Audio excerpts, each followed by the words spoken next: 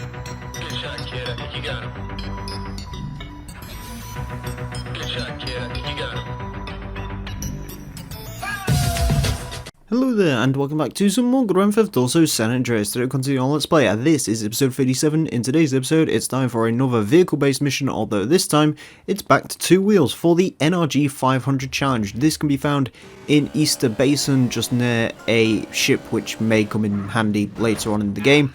And essentially, much like the BMX challenge in Los Santos, the goal of this is to pick up checkpoints, more specifically 18 Coronas, in the allotted time limit. You get 10 seconds to pick up the first one, and then you get plus 10 seconds for each one you pick up.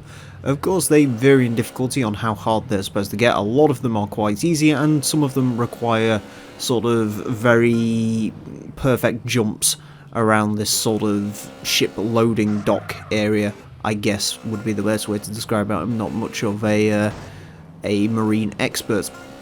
Anyways, this one is easier, I find, than the BMX challenge for many reasons. Number one being that this is a mode of transport with an actual engine, so that means you can get much more propulsion on areas. You don't need to do any silly glitches or anything like that to get this one working. It is a little bit trial and error, sort of figuring out your way around the course, figuring out the best method for the checkpoints. I truthfully can't tell you the best way to do this.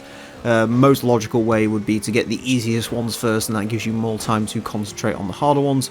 Although I do recommend trying to get rid of some of the hard ones early. The harder ones are the ones where you need to sort of use the sides of this area to sort of try and propel yourself into the sky, so you can sort of see.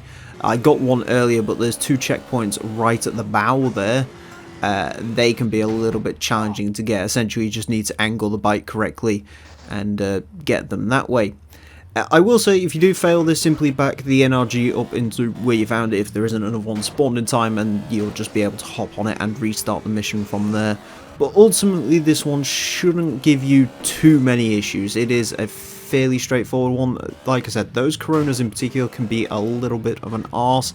It might be worth doing the more zoomed out camera angle as well. Of course, I drive on close vehicle camera, but it might be worth getting a longer one just so you have a better sort of distance to see the jumps. But either way, there we go, mission passed, new best time of 2:02. Of course, you can continue to try and beat your own time. I believe you do get an extra $1,000 every time you do that, and you get $1,000 for completing this first time round.